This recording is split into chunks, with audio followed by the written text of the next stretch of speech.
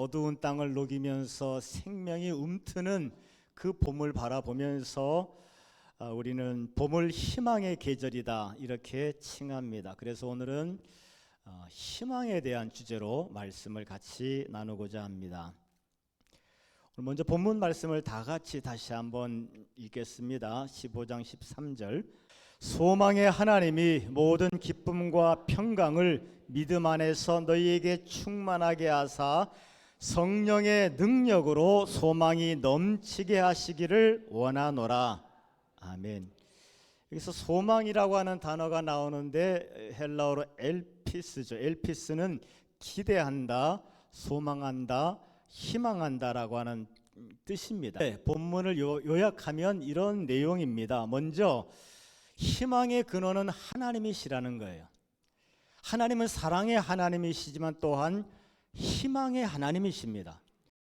하나님의 희망이 우리의 중심 가운데 있기를 축원하겠습니다.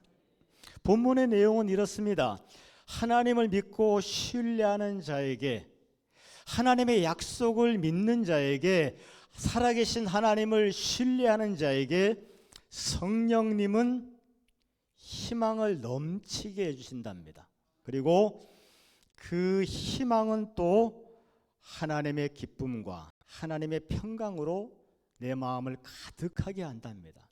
그리고 그 결과로 희망은 우리가 어떤 고난에 직면해도 어떤 환난을 만나도 그 희망은 견디게 하고 헤쳐나갈 수 있게 한답니다. 어떤 원로 목사님이 오래전 얘기예요. 6.25 전쟁 때 얘기인데 어떤 할머님과 같이 상담을 이렇게 한 내용들을 간증을 하시는데 이런 얘기를 하시더랍니다. 그 당시는 시집을 일찍 갔으니까 10대에 결혼을 해서 아이를 가졌는데 6.25 전쟁이 터지고 젊은 신랑은 전쟁터에 나갔고 전투 중에 이제 사망을 하게 된 거죠. 출산을 했고 부모들은 남편도 없는데 어떻게 키우겠느냐, 이 아이를 고원에 맡기고 너는 새 출발해라.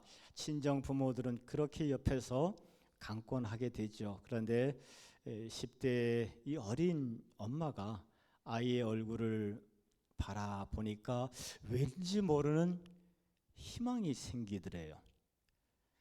그래서 마음에 결단하고 각오를 했답니다. 내가 어떤 어렵고 힘든 일이 있어도 반드시 이 아이를 내 힘으로 키워낼 것이고 이 아이가 그래도 좀 크고 장성하면 나의 삶도 좀 나아지지 않겠는가, 그런 희망이 생기더랍니다. 그래서 정말 열악한 상황 속에서 안 해본 게 없죠. 별 굳은 일들을 다 하면서 그 아이를 키웠습니다. 아이가 초등학교 그리고 중학교, 고등학교, 대학을 졸업하고 정말 온 삶을 바쳐서 그 아이 하나를 키운 거예요. 대학까지 졸업을 하고 군대 갔다가 와서 제대를 했습니다. 이제 이 어린 엄마는 이제 노인이 되어 가고 몸도 아프고 병이 들죠.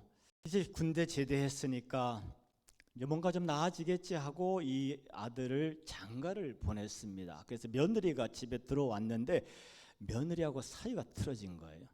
며느리가 시어머니 다시 안 보겠대. 그런데 이 아들도 며느리 편만 드네. 너무 심각한 표정이 아픔들이 많으신가 봐요. 그래서 이 목사님 앞에 와서 그 아들 하나만 보고 그 아들을 희망 삼아서 지금까지 모든 것을 참고 견뎌왔는데 희망이 사라졌다는 거예요. 그러면서 목사님 앞에 펑펑 울더랍니다. 그래서 목사님께서 그 상담 끝에 이렇게 대화를 했대요. 인간의 희망은 이루어지지 않으면 속상하고 이루어져도 어려움이 생기고, 그래서 성경은 세상 것에 대해서 헛되고 헛되니 모든 것이 헛되도다 이렇게 말씀하셨습니다. 그러니 이제부터는 예수님을 한번 믿어보시고 예수님에게 소망을, 예수님을 나의 힘하고 더 이상 자녀를 희망 삼다가 절망하게 되셨는데 예수님을 희망으로 한번 삼아 보십시오. 세상의 것에 희망 걸다가 절망하지 마시고 하나님께 희망을 걸다가 승리하는 저와 여러분 되시기를 축원하겠습니다. 내가 기대하는 것들이 언젠가는 이루어질 것이라고 긍정적인 자세로 바라보는 것을 희망이다, 이렇게 세상 사람들은 이야기하는데 그리스도인들에게서 희망은 그렇게 막연한 희망이 아니고 분명한 전제가 붙습니다. 그리스도인들이 희망을 가지게 되는 이유는 성경에 기록되어 있는 하나님의 약속의 말씀을 믿을 때 우리에게는 희망이 생겨요. 하나님 우리에게 약속하셨습니다.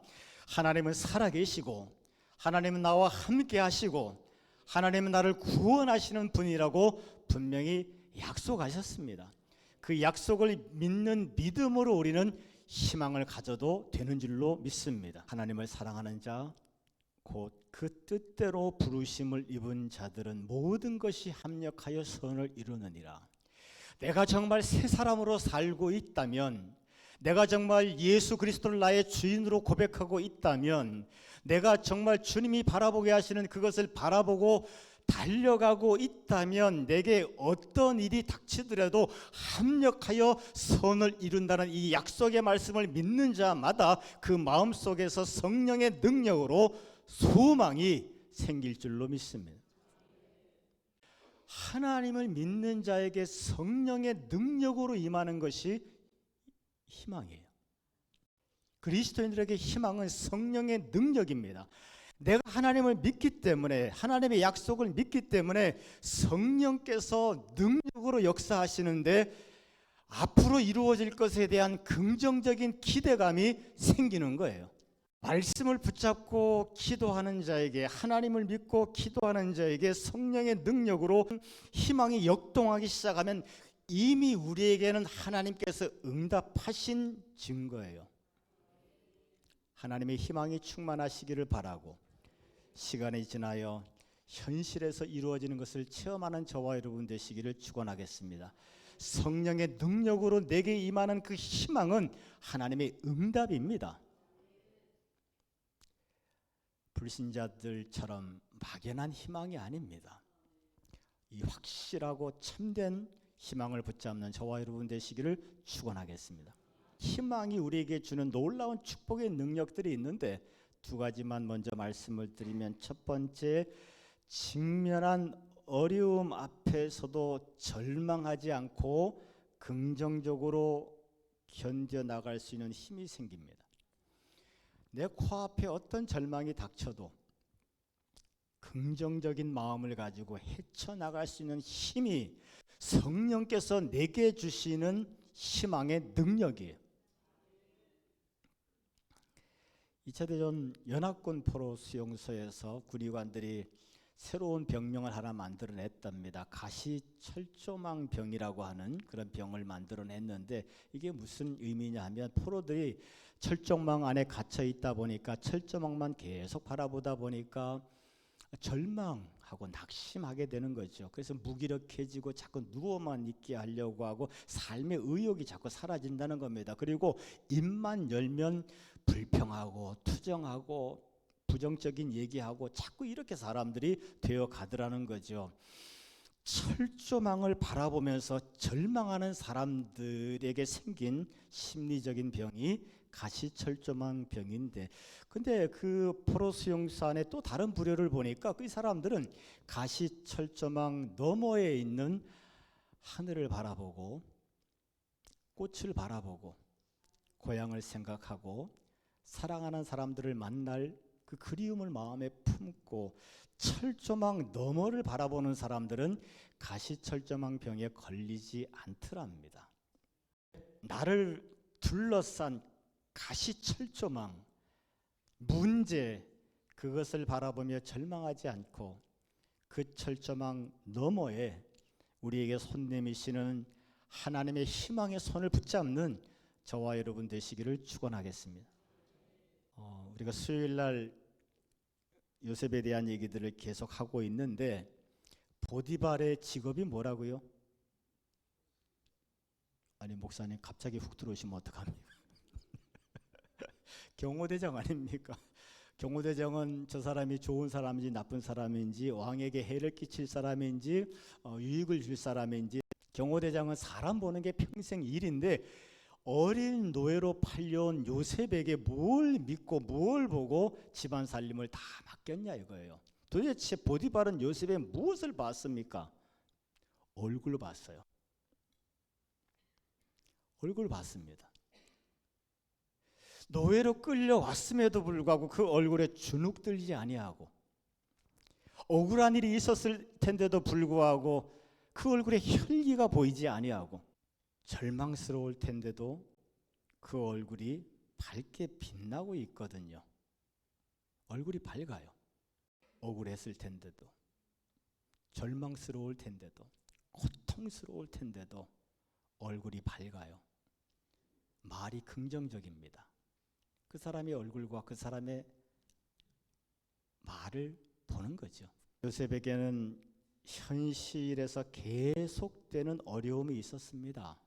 이거 좀 건너가면 나아지겠지, 안 나아졌어요. 이거 좀 건너가면 나아지겠지, 더 나빠졌습니다. 이거 좀 건너가면 나아지겠지, 점점 더 어려워졌습니다. 조금씩 나아지면 희망을 가질 텐데 점점 나빠지니까 절망할 수밖에 없는데, 그런 상황인데도 요셉은 변화하고 성장하고 성숙하고 마침내 애굽의 총리가 되는 승리를 맛보게 됩니다. 무엇이 요셉을 그렇게 지켜주었을까요? 하나님께서 요셉에게 꿈을 보여주셨잖아요. 하나님께서 요셉에게 희망을 주셨잖아요. 하나님이 주시는 희망이, 성령의 능력으로 주어지는 희망이 있으니까 요셉은 그럼에도 불구하고 정말 바닥을 치는 절망 앞에서도 얼굴이 밝고 언어 습관이 긍정적이고, 하나님께서 마침내 그를 승리하게 하시고 회복시키시고 그의 모든 가족까지 다 살리는 생명과 축복의 통로로 요셉을 쓰신 줄로 믿습니다. 요셉은 꿈의 사람이고 희망의 사람이었기 때문에, 하나님의 희망이 요셉에게 있었기 때문에 어떤 환경도 요셉을 넘어뜨리지 못했습니다. 이 희망이 저와 여러분들의 중심에 있기를 축원드리겠습니다. 희망이 있는 사람은 불평하고 그러지 않습니다. 희망이 있는 사람은 긍정적인 얘기를 하고 소망의 얘기를 하고, 내가 누구라고 얘기하지는 않겠지만 지난주에 어떤 권사님이 막 화를 내더라고요. 그래서 왜 이렇게 언짢으세요? 그랬더니 가장 가까우신 분이 막 힘들다, 어렵다, 막 그 소리를 한두 번 듣는게 하고 한 며칠을 계속 들으니까 본인의 감정이 힘들어져서 막 짜증이 나는 거예요. 우리 언어에는 죽고 사는 권세가 있습니다. 부정적인 언어는 나를 먼저 죽이고 내 자식들을 죽입니다. 대신에 하나님의 희망으로 충만한 사람들은 이웃을 살립니다. 코로나가 끝나고 여러분 목사님들하고 대화하는 가운데 똑같은 장면들이 몇 번 있었어요. 그러니까 코로나 끝나고 나서 뭐가 어렵다 이런 사실 어려운 부분들이 많았잖아요. 쭉 얘기하신 것, 우리 교회도 많이 어려운 부분들이 있었고 다 맞는 말씀이에요. 근데 그때마다 제 입을 열어서 한마디를 하게 되더라고요. 하나님 살아계시잖아요. 근데 그 하나님 살아계시잖아요, 그 말을 할 때마다 제 마음속에는 확신이 있고 뜨거움이 있는 거예요. 이게 희망이죠. 그래도 하나님은 살아계시잖아요. 그 말을 들으시는 목사님들이 얼굴이 급 환해지시더라고요. 할렐루야. 희망을 가진 사람들은 주변 사람들을 밝게 할 줄로 믿습니다. 희망은 하나님을 믿고 하나님의 약속을 믿고 기도하는 자에게 성령의 능력으로 주어지는 것입니다. 희망은 막연한 것이 아니고 하나님의 능력입니다.